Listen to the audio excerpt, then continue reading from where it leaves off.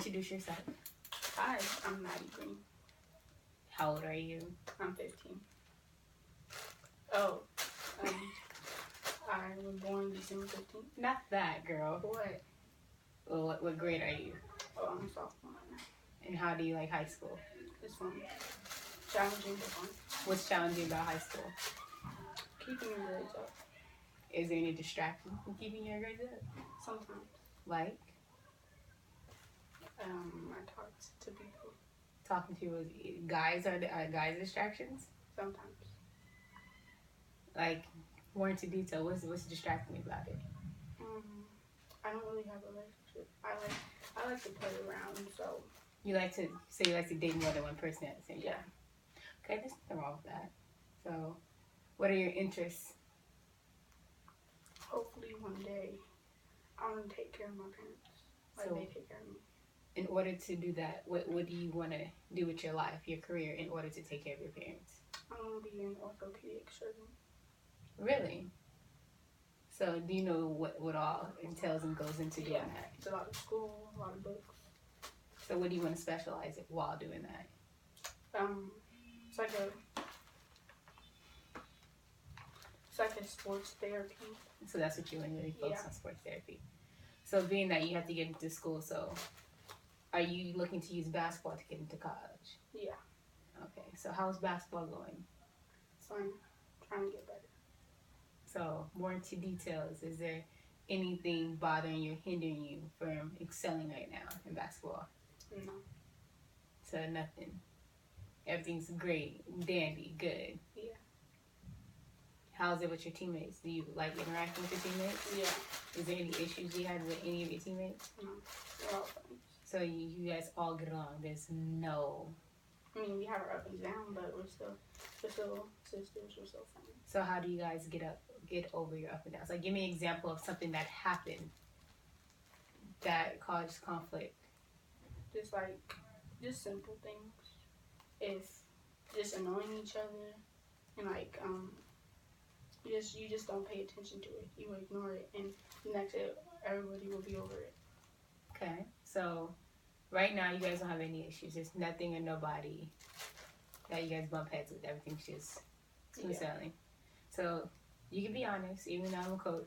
Is there any coaches that get under your skin that bother you? Coach Satterway.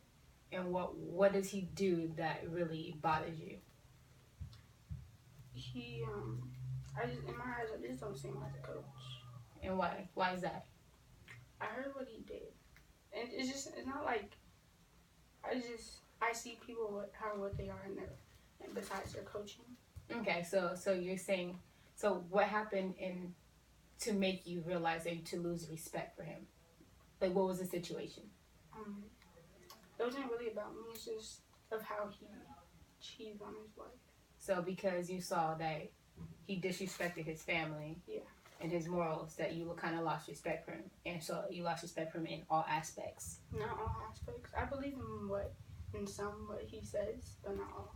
So there's the trust factor. So you don't have trust for your coach then? No. Okay. So the advice I can give you for having trust for your coach, you have to learn, especially, to separate the two. You can learn about, what somebody has done, but that's, like, I consider basketball as your job. Like, for instance, my job as a counselor. My personal life cannot be in conflict with me helping you and guiding you. So basically, say if, I have my own personal life and I like to, party, and that, you have to separate it because that's my job. My job is to be able to counsel you, and my personal life is my personal life. So you as a player, and that's your coach, and you learn everything that he's done, you have to learn how to separate the two. Because if you don't, it's hindering you as a player, because it's going to bother you, anything that he says, because you don't have respect for him. You have to just, that was his personal life. He's my coach, and that's all that matters. It's just basketball right now. Because from the outside looking in, I can tell that in a lot of you guys don't really respect and acknowledge him when he speaks, because you guys don't have that respect for him. But you have to understand, that's his own life. His personal life is his personal life. When he comes to basketball, he's coach, and that's it. because we all have our own lives. Like, I know you have a life away from basketball. I don't know your life, and I can't, coach you based on your life. I can only coach you based on what's going on in practice. As we talked yesterday about what's going on at home, how that bothers you.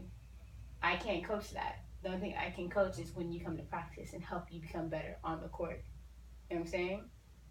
So that's the only advice I can get you with that, because I understand. I've had my own share with coaches in their personal life that bothered me and how they get down. But I had to personally learn to separate the two. Once you separate the two, it's just what coach says in and one out. One ear and out the other. So what else is going on with you? Not much. So now you're on 2 basketball teams. So what's going on with your other basketball team? We're good. We just won 2 straight tournaments in a row. Everything was good. Are you happy with your position on the team? Yeah. Do you have the same role as you have in your high school team? High school, not in travel ball.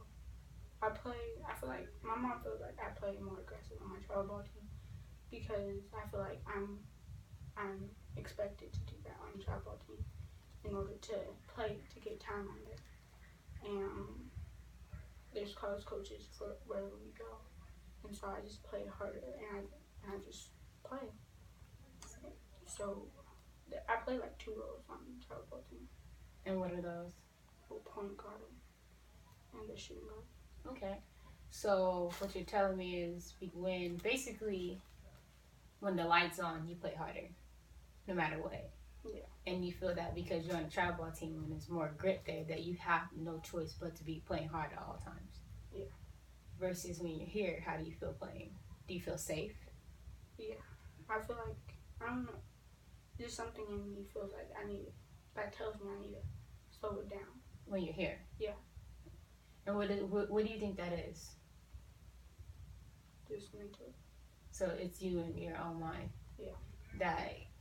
Okay. So the advice I can give you with that is based on my own personal, what I've been through. I've been through the same thing you did, travel ball and high school. The platform doesn't change, whether there's a college coach in the gym or not, because you never know who is in the gym. You have to be that same player at all times. And I don't know if you probably feel pressure from your coaching staff here. Do you feel any pressure from your coaching staff? No. So it's just basically solely on you and your performance and what you want to do. Yeah. So that's the advice I can give you with that. You basically really have to, doesn't matter when, where, practice, shoot around, game, scrimmage game, it's the same no matter what. Because what that does is, it makes you develop something inside where it's automatic. Because some people, like you said, like when you see college coaches, it turns on. Like I said, you don't know who could be in the stands. It could be a college coach that you don't even know, sitting there, and they just there just spectating, maybe because their daughter's on another team, and they see that you're not playing hard. But then when they see you play on the travel ball team, when they have their college stuff on, now you playing hard, they're gonna look like, okay, this kid only turns on the lights when college is here. She's not working hard at all times. And I think that's what some of your coaches are starting to see. Because we know it. We've been there. We've been there, done it. Coach Jenna, me, my dad, Coach Woods, we played college basketball. And we see the difference in what's happening. We see that your travel ball team has kind of changed your mode of how you've been operating with here. So that's the only thing I can give you, because you don't want to lose that in yourself. Once you lose that aggression, that consistent aggression, it's kind of hard to find it. I know this based on when I had my knee surgery, my second one. I didn't want to play basketball anymore. I quit. I was still playing, but mentally, I was just going through the motions. I didn't care. And it took for me almost losing my scholarship, my second scholarship, in order for me to kick it back into gear. My own parents don't even know that. So, based on, I don't want you to go through what I did to learn when something's almost snatched from you, to realize I have to work hard at all times. All right? So, is there anything else you want to talk about? No? Nothing? All right. So, that's the stuff I leave you with. If you want to talk to me about anything else, You already know. You have my number. Come call me. Come talk to me. Mhm.